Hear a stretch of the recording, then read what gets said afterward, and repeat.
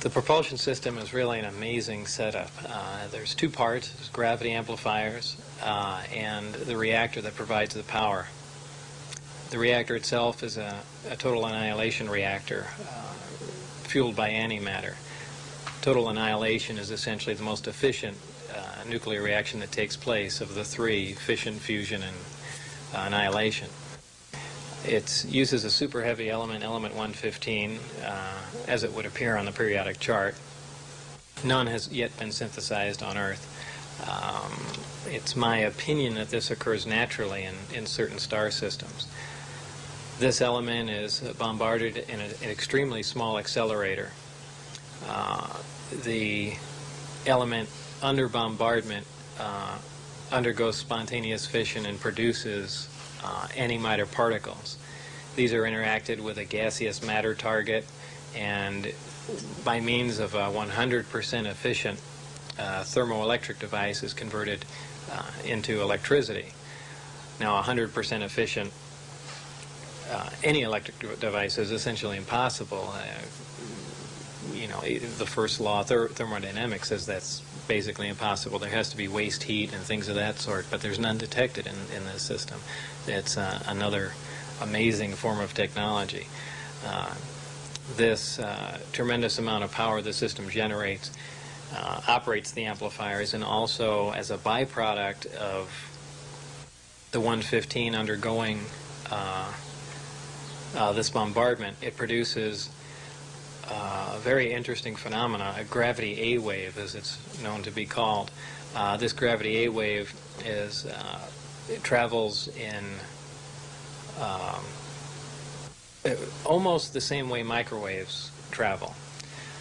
This is essentially applied to the gravity amplifiers, and by means of the electric current also provided by the reactor, it's amplified and focused. The amplified signal is shifted slightly out of phase, and by virtue of that they can repel or attract a gravitational body. The craft can take off on one gravity amplifier. There are three in this particular craft. When it's using just one amplifier, essentially pushing away from the Earth, it's known as Omicron configuration. For space travel, the craft will rotate up on its side, face the three gravity amplifiers at the target. They'll focus down on a single point some tremendous distance away, and the amplifier and the associated and the associated reactor will be run up to full power, and they essentially pull the fabric of space, distort space and time toward the craft, so they can traverse a tremendous amount of distance in virtually no time at all. They're not traveling in a linear fashion. They're essentially bending space, and the fabric of space essentially, and gravity and time are all interlaced.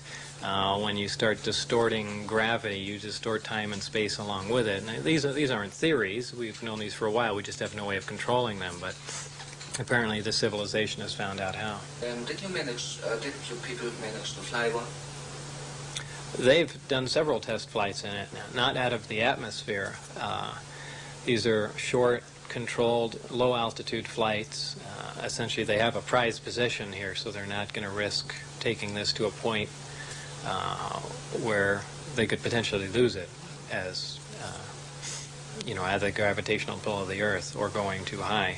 But I witnessed several tests outside the compound, and also one, probably about 100 feet away from the craft. How did the craft behave in the flight? Very, very quietly. It lifted off. It made a slight hissing sound, a slight blue glow from the bottom, probably due to the extreme voltage that's present on the craft. After a short time, that disappeared as it rose and just gently glided, and later sat down. It was very uneventful, but almost totally silent. Can you please describe the briefing documents and the information contained in it? There were an extensive amount, 120 some odd briefing documents, all of them very short, and Essentially what they were doing was just giving me an overview of the other aspects of the research being done on the craft, and the bulk of the information, all the technical information, was specifically dealing with the power and propulsion system, which is what I was supposed to be working on. But there were documents basically stating that these were aliens that possessed the craft. There were some autopsy reports that, not very in-depth, they had no reason to give me in-depth reports on that, but they did have pictures, and, well, 2 pictures actually, of the alien carcass with the chest cut open and a single organ removed, and the organ itself was sectioned. It seemed to, from my non-medical viewpoint, it seemed that this one organ performed many functions instead of one. There were documents on metallurgical work being done on the craft, and really every aspect that separate groups were working on. And I'm sure they got a briefing on what my group was working on, a very abbreviated one, as I did on theirs. And this will say where the aliens come from? Yeah, it did mention the Zeta Reticuli system, and how that information was extracted from the craft, I don't know. Maybe there were star charts or something along those lines. Did they contain any information about the history of mankind, the alien involvement in the history of mankind? Not really. Nothing that said, well, this is the way things were. There was mention of alien intervention in the past. I mean, extremely long ago. Something along the lines of millions of years ago. From the information that I looked at, it seemed that, and there again, these are briefing documents, so I can't myself ascertain whether or not these are true. I can only assume it because the briefing documents I read that pertain to the propulsion system were true, because I dealt with that. But they did make reference to contact with the Earth over 10,000 years ago, also with genetic alterations that ended in a simian being, and all kinds of claims. Did you ever meet an alien or some alien body?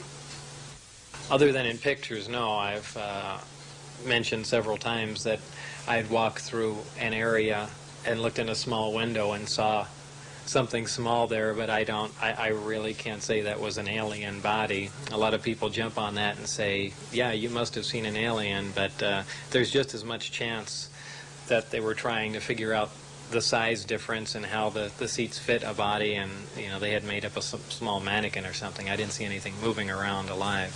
So I always say no, I have never seen a living alien.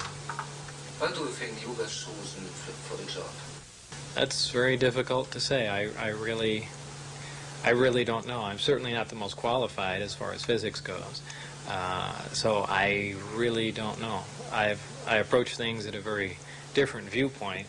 They might have been frustrated after a long time of walking down the same path and not getting anywhere, and they wanted someone essentially to come out of left field and approach it from a different angle with a different viewpoint, and I'm kind of known for that. Why did you went public with the information? When? Why? Why?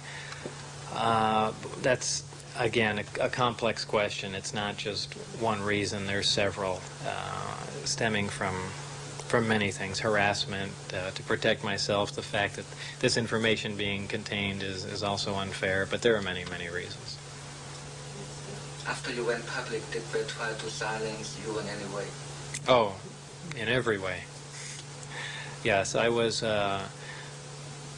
shot at while getting on the freeway here in Las Vegas. Friends were harassed and taken out of work that knew me. Many things happened.